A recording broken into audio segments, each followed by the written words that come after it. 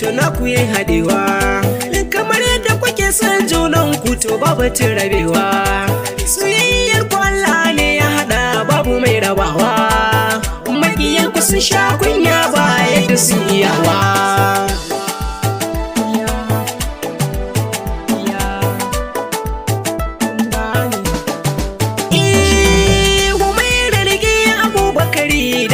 Sanki alkawari ne ya ce zai kara mutuncinki, zai zama maki garkuwa a duka al'amuranki, sannan in yana tare da ke ba waye fuskarki.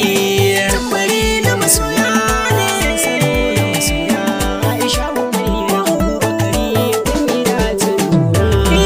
ki duba dukkan matan duniya ke nunawa, ya kira ki tauraruwar mata yayi cewa ki zan fitilar haske zuciyar shi kiyo haskawa, domin shi wata ke zara haka na yi dubawa.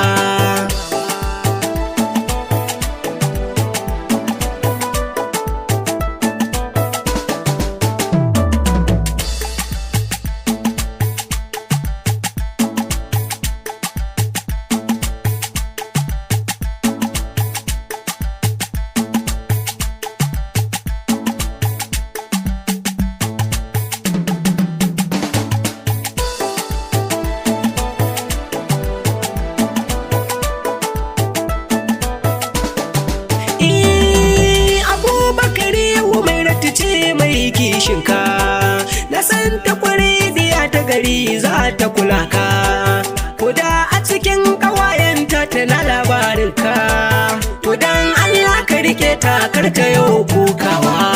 Tambari na masoya ne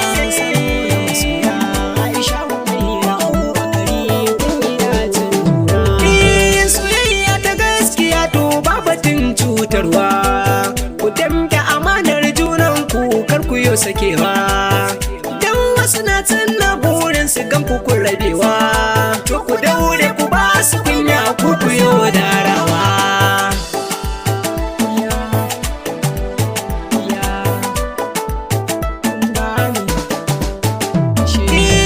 Hakuri idan kuka yi shi za ku yi dacewa,